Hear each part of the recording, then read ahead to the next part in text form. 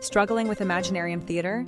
Don't worry, I've got you covered. In this video, I'll break down all the secrets and strategies I use to clear the theater, many of which I'm pretty sure you don't know about or probably just underestimated, whether you have weak characters in your roster or you've got powerful ones but haven't built them. Don't worry, we will be fixing all that distress in this video. I'll be teaching you the most optimal route, and trust me, you'll be getting all those Primos from now on. I also want to announce that I'll be doing a 10 Welkin Moon giveaway at 3,000 subscribers. So if you find these contents useful or just want to snag some Welkin, then consider subscribing. It's free and helps out a ton. That said, this video will be broken down into 6 phases, each comprising important information, so make sure to catch the important infos before moving on to the next. Without further ado, let's dive right into it. The Imaginarium Theatre is no joke. It has a total of 10 acts, and players are required to have a total of 18 decently built characters so as to clear such challenges. Each phase gives the player a limited element to use, usually 3 elements, and the higher you go, the tougher it'll get. To be able to pass clear the Imaginarium Theatre, you'll need proper planning. Phase 1 of the plan is where you'll need to realize and understand what has to be done. Upon beginning a new phase, check the elements you are restricted to and compare them to your current characters. If you have enough characters but are underleveled, then no worries, having enough characters is enough for us to clear the theater. To fully clear the hard mode, you'll need characters of at least level 70. And this is where we move on to phase 2.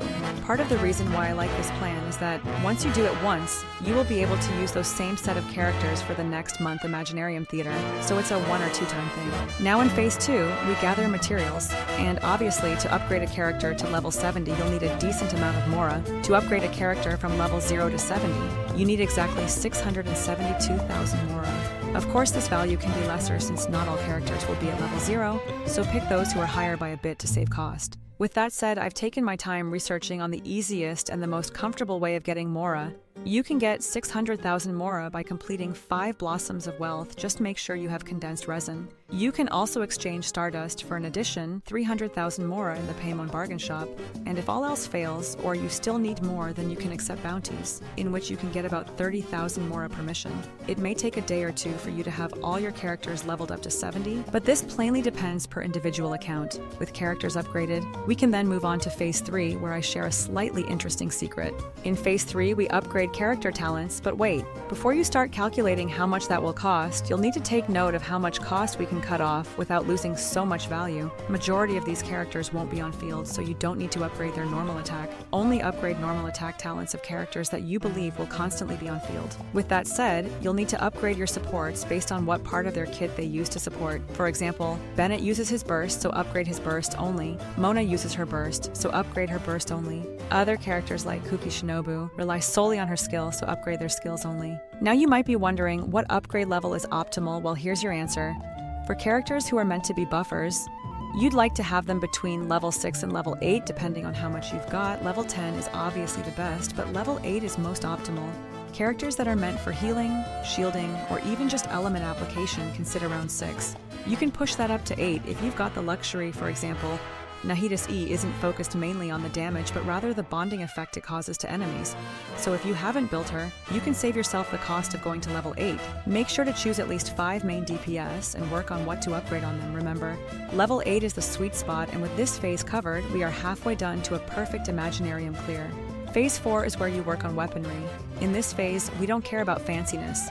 We just want what's good and what works well with the character at hand. And with that I mean 4-star refined weapons work the best in this situation. You can give Mona the thrilling tales of Dragon Slayer R5, and you can also give any extra copy of it to other buffing catalysts you have in your team. For swords, you can give weapons which focus on elemental mastery to characters like Kuki Shinobu, Kazuha, as these 2 characters are EM reliant. With that covered, it's safe to talk about what characters are a must build if you happen to have them. And with that, I've made this handy chart. If Hydro is allowed, then Nouvelette is your go-to man if you have him, of course. If not, then don't bother overthinking it and stick to a character of your choice. But to put simple, all 9 listed main DPS are a must-take if you can. And for supporting 5 stars, make sure you pick any of the 4 characters listed in the chart. And while you're at it, you can decide to crown the needed talent of these 4 supports as they scale greatly per each level.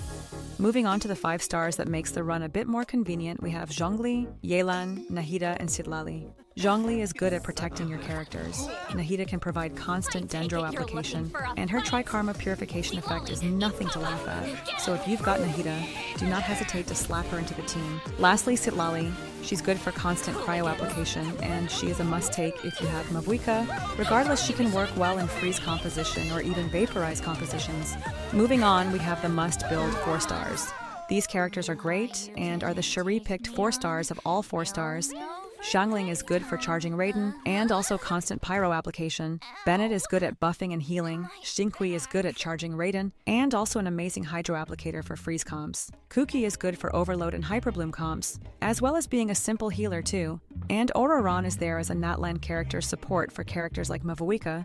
And that sums it up for the 4th phase of the plan. Moving on to the 5th phase is where things get tricky, but promise me not to overthink when you get here. 5th phase is artifact selection. We aren't aiming for perfection here. Rather, we want something that can quickly get the job done. Make sure to give each supports the desired set. For example, Bennett with his Noblesse, Xiangling with the Emblem of Severed Fate, and Ororon with the Scroll of Cinder City. These are the 3 most compulsory artifacts set. As for the remaining support 4 stars, don't overthink it, just select the one that gives you the most desirable substats. For example, stack as much EM on Kuki, and as much attack on Lanyan. With all that covered, we can move to the last, but definitely not the least phase, which is battle planning. Phase 6 is where you carefully make sure you select the weaker characters in the first few acts. By the way, now is a great time to make it known that you don't need the stars to get the full Primogems counts from the theater. So don't bother aiming for full stars, save your best characters for last, and make sure to strategically plan your ways by saving your best DPS for last. The last battle is obviously the hardest, so make sure you end your acts with characters like Bennett, Mona, Mavuika, or Neuvillette. If you've got these 3, then the last act should be smooth sailing. To put it simple, make sure you have a healer and a DPS. With that said, that's it for this video. I hope you enjoyed it, and if you found it useful, kindly consider subscribing. It helps out a ton, and most especially, it's free. I'm looking forward to hearing the replies from you guys on how useful you found the video and whether it has helped you clear the abyss. Goodbye, and I'll see you in the next one.